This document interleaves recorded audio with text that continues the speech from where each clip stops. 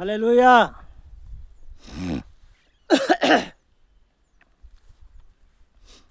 దేవుని బిడ్డలారా, దేవుడు మిమ్మల్ని కూడా దీవించునుగాక. చిన్న ప్రార్థన చేసుకుందాం. మరొక ప్రసంగంతో మీ ముందుకు వచ్చాను. సర్వోన్నతుడా, గొప్ప దేవుడా, మహిమగల తండ్రి, సృష్టికర్త, నీకు వందనాలు. ఇదిగో వాక్యం ద్వారా నీ బిడ్డలతో మీరు మాట్లాడండి తండ్రి. నాయనానికి స్తోత్రం. నాయన వాక్యం చెప్తుండగా నా నోటికి నోరై ఉండి పరిశుద్ధాత్మ దేవుడా మీరే మాట్లాడండి. వివరించి జ్ఞానము లేనివాడిని తండ్రి మీరే బోధించమని, వినే వీళ్ళందరికీ కూడా గ్రహించే మనసును దయచేయమని, సత్యమును గ్రహించి సత్యములో నడిచే నీ కృపను దయచేయమని యేసయ్య అతి శ్రేష్టమైన నామని అడిగి వేడుకుంటున్నాను పరమ తండ్రి. Amen, amen, amen. దేవుని బిడ్డలారా, ఈ ప్రసంగం పేరేందంటే చేతులెత్తుట మంచిది అని అంశం పేరు. చేతులెత్తి ప్రార్థించటం వలన లాభమా నష్టమా, మరి దేవునికి ఇష్టమా కాదా అనేది మనం తెలుసుకుందాం. దేవుని బిడ్డలారా, చాలా సంఘాల్లో మరి చేతులు ఎత్తి ప్రార్థించరు, చేతులెత్తి చప్పట్లు కొట్టరు, చేతులెత్తి దేవుని ఘనపరచరు. మరి అది దేవునికి ఇష్టమా? అది మరి ఏమిటది? ఇష్టమా కాదా? మరి చేతులెత్తుట మంచిదా కాదా అనేది మనము దేవుని బిడ్డలారా తెలుసుకుందాము. 2 దినవృత్తాంతములు 6వ అధ్యాయం 13వ వచనం నుండి మీరు చదువుకోండి దేవుని బిడ్డలారా. అక్కడ ఏమని ఉంటుందంటే, సొలొమోను మందిరాన్ని కట్టిన తర్వాత, కొత్త మందిరము, మరి దావీదు మహారాజు చనిపోయిన తర్వాత దావీదు మహారాజు కొడుకు రాజయ్యుండు. గొప్ప మందిరము కట్టిండు, ముగించిండు. 7 సంవత్సరాలు కట్టిండు. చూడ సుందరమైన మందిరము కట్టిన తర్వాత అయితే ఆయన ఏం చేస్తుండంటే ప్రజలందరినీ అక్కడికి పిలిపించి మరి చేతులెత్తి ప్రార్థన చేస్తున్నాడు.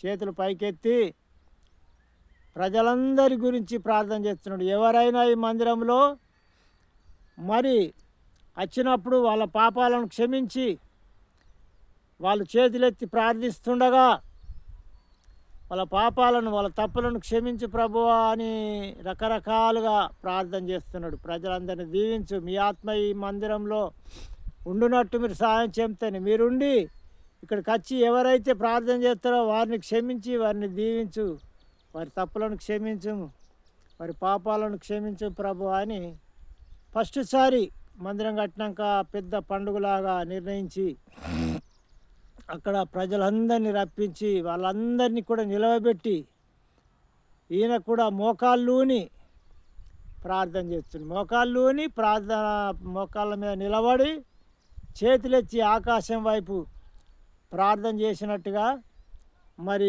ఇక్కడ రాయబడ్డది. దేవుని బిడ్డలారా, మరి చాలామంది సంఘాల్లో ప్రార్థన చేతులెత్తి చేయరు. మరి తప్ప మరి ఎందుకోరకని వాళ్ళు ఎవరి మాట వింటున్నారు, దేవుని వాక్యాన్ని సరిగా చదువుతలేరా, గ్రహిస్తలేరా అని నా ఆలోచన. అయితే అవన్నీ రుజువులు చూపించాలి. అలాంటి పాటించని వారు ప్రతి ఒక్కరు కూడా దేవునికి ఇష్టమైన రీతిలో ఆరాధన చేయాలా, దేవునికి ఇష్టమైన రకరకాలుగా దేవుని ఆరాధించాలా, దేవునికి ఇష్టమైన రీతిలో మనం ఘనపరచాలా. ఆయన ఉద్దేశములు, ఆయన ఆలోచనలు ఎట్లున్నాయో ఆ ప్రకారంగా మనమందరం నడిచి దేవుని ఘనపరచాలా, దేవుణ్ణి సంతోషపెట్టాలని నా ఉద్దేశం. అందుకొరకనే ఈ వాక్యాలను నేను మరి వివరించి చెప్తున్నాను. ఇంతకుముందు కూడా మరి స్వస్థతల గురించి, దేవుని ఉద్దేశముల గురించి కొన్ని ప్రసంగాలు మరి మాట్లాడి యూట్యూబ్లో పెట్టాను. తర్వాత ఇది లాస్ట్ సారి మరి ఇది కూడా యూట్యూబ్లో పెట్టడానికి మాట్లాడుతున్నాను. దేవుని బిడ్డలారా, మీరు శ్రద్ధగా వినాలి. ఇంకా అనేక జాగాల రుజువులు ఇక్కడ మళ్ళా అదే 2 దినవృత్తాంతములు 6వ అధ్యాయం 29వ వచనం నుండి చదువుకుంటే, ప్రజలందరి పాపం కొరకు ప్రజలందరూ కూడా చేతులెత్తి ప్రార్థన చేస్తుండట. చేతులెత్తి ప్రార్థన చేసి లాస్ట్కు ఆమెను అని ముగించారు చేతులెత్తి ప్రజలందరూ కూడా. అదే మళ్ళా 7వ అధ్యాయం 7వ అధ్యాయంలో వీళ్ళందరూ ప్రజలందరూ ప్రార్థన చేసి ముగించిన తర్వాత అక్కడ ఏం జరిగిందట, 7వ అధ్యాయం మొదటి నుండి చదువుకుంటే, ఆకాశం నుండి అగ్ని దిగొచ్చిందట. అగ్ని దిగొచ్చి గొప్ప తేజస్సుతోని, మందిరం అంతా తేజస్సుతోని, తన మహిమతోని నిండిందట. మీరు అక్కడ చదువుకోండి 7వ అధ్యాయం మొదటి నుండి. అంటే వాళ్ళు చేతులెత్తి ప్రార్థించటం వలన ఎంత గొప్ప కార్యం జరిగింది అంటే దేవుడు దిగొచ్చిండు. మరి ఆ తప్పురా బిడ్డ అన్నాడా, నాకు చేతులెత్తి ప్రార్థన చేయొద్దు, మరి నిశ్శబ్దంగా లోపల ప్రార్థన చేయాలని అన్నాడా? అంటే దేవునికి ఇష్టమైన ప్రార్థన, చేతులెత్తి ప్రార్థన చేస్తే అద్భుతాలు ఆశ్చర్య కార్యాలు జరుగుతాయి. అంటే మన చేతులు నొత్తాయని మనము ముడుచుకొని చేస్తాం లోపల ప్రార్థన, కానీ దేవుని కొరకు చేతులు నొప్పి పుట్టినా కానీ చేతులెత్తి ప్రార్థన చేయాలా. చేతుల నొప్పికి మనం తాలుకోవాలా, ఓపిక పట్టాలా. శరీరానికి లోపడద్దు, శరీరం ఇది. శరీరం ఇష్టం వచ్చినాక నడమంటుంది. శరీరాన్ని నన్ను సుఖపెట్టు అని శరీరం అంటుంది. సుఖపెట్టు, నన్ను సంతోషపెట్టు, నన్ను కష్టపెట్టకు, నువ్వు లోపల స్తుతించు దేవుణ్ణి. నేను అద్దంటున్నా, నాకైతే సుఖాలు దయచేయి, నాకు సుఖం ఇవ్వాలంటే శరీరం. శరీరానికి మన ఆత్మకు వ్యతిరేకంగా ఉండాలని దేవుని వాక్యం చెల్లిస్తుంది. దేవుని బిడ్డలారా, శరీర కోరికలకు మనకు ఆత్మకు విరోధంగా ఉండాలి ఎప్పుడు. శరీరం చెప్పినట్టు నాకు అలసట కలుగుతుంది, నాకు నొప్పి కలుగుతుంది, చేతులెత్తి చప్పట్లు కొడితే చేతులు నొత్తాయి, మరి గంతులు వేస్తే చేతులు కాళ్ళు నొత్తాయి, గంతులు వేసి దేవుణ్ణి గణపరిస్తే నాట్యం ఆడితే మరి నా కాళ్ళు నొత్తాయి అని కాళ్ళను కాపాడు, చేతులను కాపాడు, గట్టిగా చప్పట్లు కొడితే శరీరం వదులుతాయి. చేతులెత్తి ప్రార్థన చేసినాం, చేతులు గుంజుతాయి. చేతులు గుంజే మరి గుంజుతాయి. కానీ దేవుని కొరకు శరీరం అంతా దేవుడు తయారు చేసింది, ఆత్మ దేవుడు తయారు చేసింది. ఆ దేవుడు పెట్టిన దీపము ఆత్మ. ఈ శరీరంలో ఉండగా దేవుని కొరకు మనం ప్రాణత్యాగం చేయాలి. అవసరమైతే ప్రాణం పెట్టడానికి కూడా సిద్ధంగా ఉన్నట్టు దేవుణ్ణి భక్తి చేయాలి. అంతేగాని పండుకొని స్తుతిస్తామా? మరి పండుకొని నిద్రపోయి ఆజ్ఞ చేయొచ్చు కదా. మరి లోపల అట్ట ఒప్పుకుంటుండా దేవుడు? అట్టనే నిద్రవంపడే దయ్యాను. దయ్యం ఏం చేస్తుందంటే అట్లనే నిద్రవాన్ని చూకొడుతుంది. హల్లెలూయా. మరి ఎట్లా స్తుతిస్తున్నారు? చేతులెత్తి ఎందుకు ప్రార్థన చేస్తలేదు? చాలా సంఘాలు అలా చేతులెత్తి గణపరచాల, చేతులెత్తి జై కొట్టాల దేవునికి. సమస్తాన్ని సృష్టించిన దేవుడు,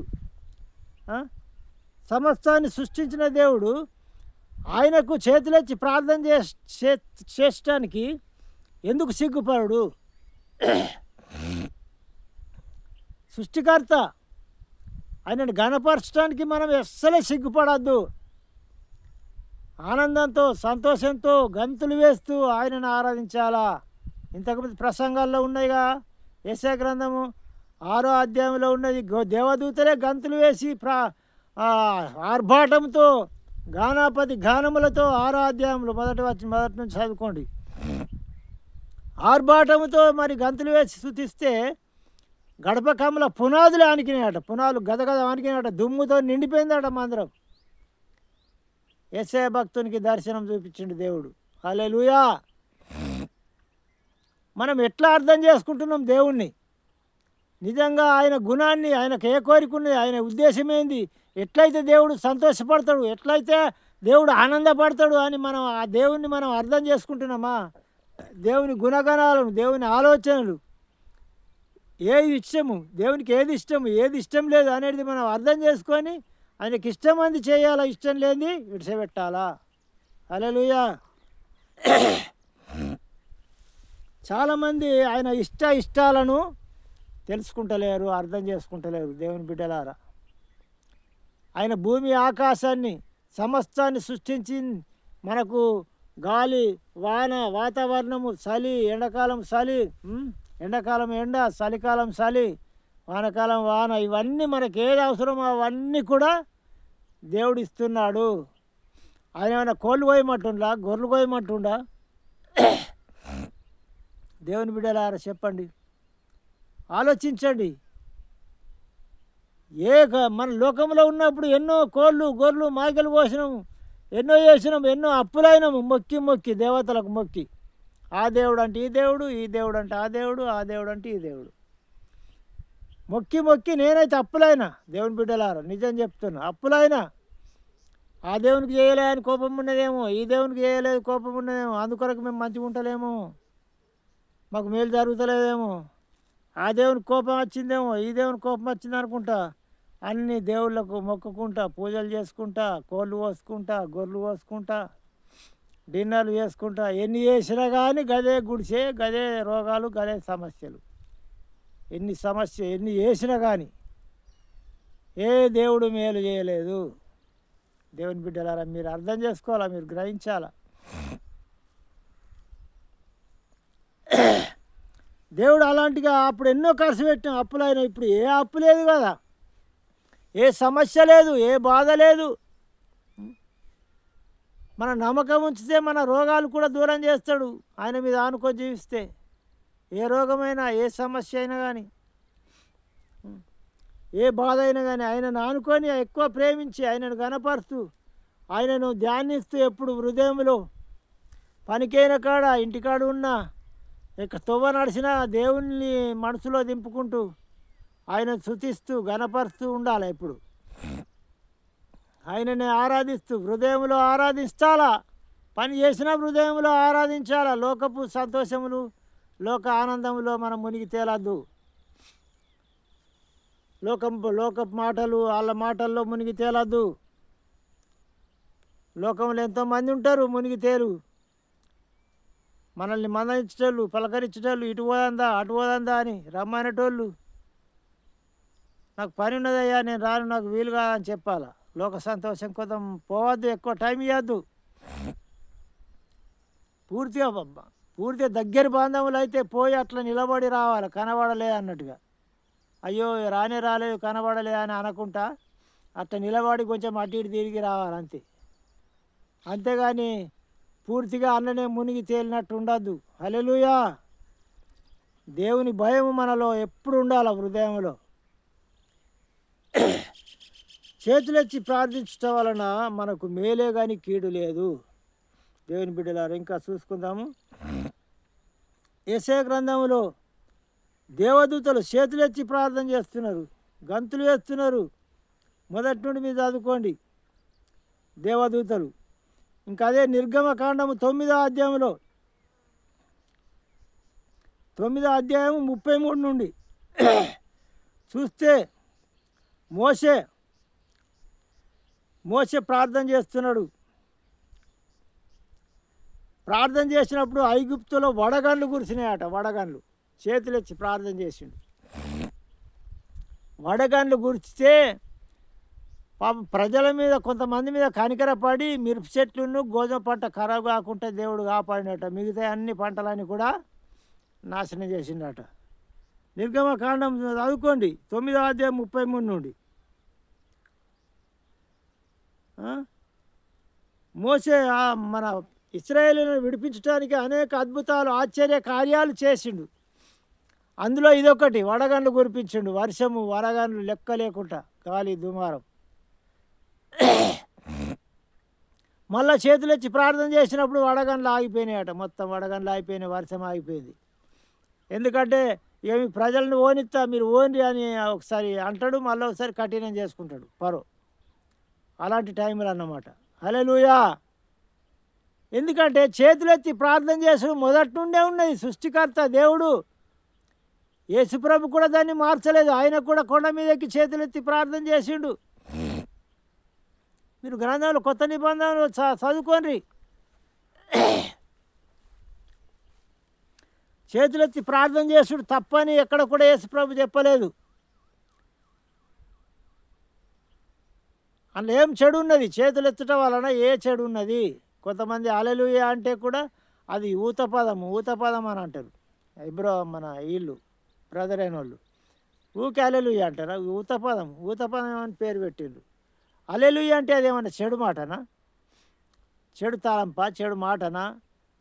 దేవుణ్ణి స్తుతిస్తున్నామన్న ఉద్దేశంతోనే హల్లెలూయా అంటారు. కానీ దేవుణ్ణి తిట్టినట్టు కాదు కదా, చెడు మాట కాదు కదా అది. చెడు వేరే ఆలోచనతో అంటలేరు కదా. హల్లెలూయా! దేవుని బిడ్డలారా, మీరు గ్రహించాలి. ఆయన ఉద్దేశంలో అనేటోళ్ళ ఉద్దేశంలో ఏముంటుందంటే, నేను దేవుని స్తుతిస్తున్నా, నేను గనపరుస్తున్నా. ఇప్పుడు సంటి పిల్లలు మాటలు రాకున్నా తొత్తతో అదే అది ఇది అంటే మనం ఎంత సంబరపడతాం, ఎంతో ఆనందపడతాం. ఆయన గిట్లా అనబోతుండగానే అనత్తలేదు అనుకుంటా మనం సంబరపడతాం. మన కొడుకులను, మన బిడ్డలను, మన మనమలను చూసి వాళ్ళు ఏదో అనబోతారు. అది ఎందుకొరకు అంటుండో మనకు కొంచెం అర్థమవుతాయి, కానీ కరెక్ట్ అనరాదు. అనరాకున్నా మనము సంతోషపడతాం, ముద్దించుకుంటాం, మనం ఆనందిస్తాం మన పిల్లల్ని చూసి. మరి మనము కూడా దేవుని కంటే ఇష్టము మనకు అని అనరాక దేవుని ఎలా స్తుతించినా దేవుని గణపరిచినట్టే.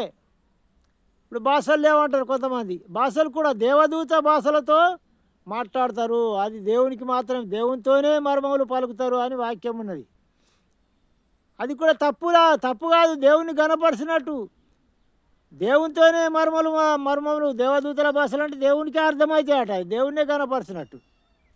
అలా అది సంఘాభివృద్ధి కొరకు అలాంటి జరగచ్చు, తప్పేం లేదు. నువ్వు ఎన్ని చేసినా నీతిని మానద్దు. దాని ఆజ్ఞలన్నీ కూడా కరెక్టు మనం పాటించాలి. అది ముఖ్యమైనది. ఇవన్నీ ఉన్నాయి కదా, లేని చేస్తలేరు కదా, దేవుడు చెప్పినవి చేస్తున్నారు. భాషలు మాట్లాడచ్చు, భాషల్లో దేవుణ్ణి స్తుతించచ్చు. అది తప్పని అనటానికి మనమే వాళ్ళము, మనకే అధికారం ఉన్నది? ఏ అధికారం కూడా లేదు. దేవుని బిడ్డలారా, ఇది తప్పు అది తప్పు అని అనటానికి మనకే అధికారం లేదు. దేవుణ్ణి మనం ఘనపరచాలి, స్తుతించాలి. మరి మోసే అలాంటిగా ప్రార్థన చేస్తుండే. ఇక కీర్తనలో చూద్దాము. కీర్తనలు 134 కీర్తన 2వ వచనంలో కూడా చూడండి. అక్కడ కూడా చేతులెత్తి దేవుణ్ణి సన్నుతించుడి అని అక్కడ దావీదు మహారాజు మాట్లాడుతుంది. చేతులెత్తి దేవుణ్ణి సన్నుతించుడి, ఘనపరచుడి అని అక్కడ మాట్లాడుతున్నాడు.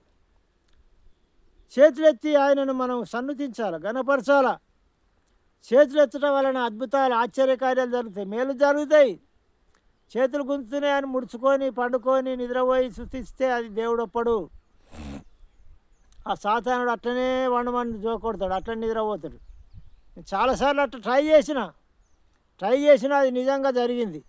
అట్ట నిద్రపోయినా కొన్నిసార్లు బోర్ల వండి సాష్టాంగపడి ప్రార్థన చేసుకుందామని మోకాళ్ళను వచ్చినప్పుడు అట్లా వండుకుంటే అటే నిద్ర అంటుకున్నది. అట్లా జరిగింది. అంటే మోకాళ్ళ మీద నిలబడి చేయాలా, మనం మోకాళ్ళు నలిగిపోవాలా, మంట ముట్టాలా, నిద్ర రాదు. మోకాళ్ళు కాయాలా, చేతులు గుంజాలా, నిద్ర రాదు. హల్లెలూయా! దేవుడు ఏమన్నా కోళ్ళు గొర్రెలు కోయమంటున్నా, ప్రార్థన చేయమంటున్నాడు. నీ ప్రజల కొరకు, నీ కొరకు, ఇంటి పక్కల వారి కొరకు, చుట్టాల కొరకు, బంధువుల కొరకు, ప్రతి ఒక్కరి కొరకు ప్రార్థన చేయాల. నశించిపోయే ప్రజల కొరకు యథార్థంగా హృదయపూర్వకంగా చేయాలా. చేస్తూ ఉంటే మనకు దేవుడు మేలు చేస్తాడు. అందరి కొరకు ప్రార్థన చేయాలా. గంట చేస్తున్నావా, 2 గంటలు చేస్తున్నావా, 3 గంటలు చేస్తున్నావా, ఎంత చేస్తున్నావో అది మనకే తెలియాల. గింత అని లేదు. రోజు గింతే చేస్తా, నేను అర్ధగంట చేస్తా, లేకుంటే 10 నిమిషాలు చేస్తా, నాకు చాలు అనే లేదు. దానికి హద్దులు లేవు ప్రార్థన చేయడానికి. ఎంత చేస్తే అంత మంచిది. హల్లెలూయా! అదే మరి నిర్గమకాండము ఇంకోటి 17వ అధ్యాయము 11 నుండి చేస్తే అక్కడ కూడా మోసే ఇశ్రాయేలీల మీద యుద్ధానికి పోయినప్పుడు యుద్ధం చేస్తుండ్రట. యుద్ధం చేయంగా అక్కడ కొండ మీద ఆయన ప్రార్థన చేస్తున్నాడు. ఆ యుద్ధంలో మరి మన ఇశ్రాయేలీయులకు జయం కలగాలని. హల్లెలూయా. మీరు చదువుకోండి నిర్గమకాండము 11వ అధ్యాయం 11 నుండి. ఎప్పుడైతే చేతులు బరువెక్కి చేతులు కిందికి దించుతున్నాడో, దించినప్పుడు ఇశ్రాయేలీయులు ఓడిపోతున్నారట. ఎత్తి ప్రార్థన చేసినప్పుడు ఆ ఇశ్రాయేలీయులు గెలుస్తున్నారట. అట్లా అయితే దించినప్పుడు ఇశ్రాయేలీయులను నాలు చంపేస్తున్నారట. పైకి ఎత్తినప్పుడు ఆ యొక్క అమలేకీలను మన ఇశ్రాయేలీయులు చంపేస్తున్నారట. వీళ్ళు గెలుస్తున్నారట. హల్లెలూయా. అది చూసిండ్రు, గమనించిండ్రు. ఎవరంటే ఊరు అనే ఒక వ్యక్తి, ఆరోను. వాళ్ళిద్దరు గమనించి ఏం చేసినట్టే మోసే తాటికి వచ్చి ఆయన కుసునటానికి పూర్తిగా ఇది కాకుండా కుసునటానికి ఒక బండలు తయారు చేసి ఎత్తు ఆ కుసుండ తట్టు చేసిండు. ఆయన ప్రార్థనలోనే ఉన్నాడు. చెరొక్క పక్క చేతులు ఎత్తి పట్టిండు ఇట్లా, ఆయనకు బరువు కాకుండా. లేకుంటే ఆయననే ఆపుకోవాలంటే చాలా చేపటికి బరువు అవుతాయి, నొప్పులు వస్తాయి. కిందికి దించినప్పుడు కథ ఇశ్రాయేలీయులు ఓడిపోతుండట. హల్లెలూయా. మీరు చదువుకోండి. పైకి ఎత్తినప్పుడు మాత్రము ఇశ్రాయేలీయులు గెలుతుండట. అయితే తెల్లారే వరకు, సాయంత్రం వరకు అక్కడ ఏం జరిగిందంటే చేతులు ఎత్తి పట్టుకున్నారు అటు వీళ్ళు. ఇది చెరొక్క పక్క వీళ్ళు చేతులు ఎత్తి పట్టుకొని ఆయన బరువు కాకుండా ఇట్టనే ఉండేటట్టు ఆయన చెరొక్క పక్క చేతులను ఆదుకున్నారట. హల్లెలూయా. ఆదుకున్నప్పుడు అప్పుడు ఇశ్రాయేలీయులు మరి అమలేకీయుల మీద జయం పొందినట. వాళ్ళందరూ కూడా జయం పొందిండట, గెలిచిండ్రు. మొత్తం వాళ్ళు ఓడిపోయినారు, కొంతమంది వారిపోయినారు, చనిపోయినారు అనేకులు. అట్లా జరిగిందట. హల్లెలూయా. మరి చేతులు ఎత్తుట వలన లాభమా నష్టమా మీరు ఆలోచించాలా. చేతులెత్తి ఎందుకు ప్రార్థన చేయరు? ప్రజలేని వాళ్ళు, హెబ్రోను వాళ్ళు, ఇంకా చాలా సంఘాలు ఉండొచ్చు. అది తప్ప? అది ఎవరి ఉద్దేశం? దేవుని ఉద్దేశమేనా అది? తప్పని దాన్ని ఎందుకు పక్కకు పెట్టిండ్రు? ఇప్పుడు ఇంతకుముందు చెప్పిన ప్రసంగాల్లో ఎన్నో రుజువులు, ఆ రుజువులు ఇది అందులో ఇదొకటి కూడా రుజువు. ఎన్ని రుజువులు కావాలి ఇంకా మీకు? ఎన్ని రుజువులు కావాలా?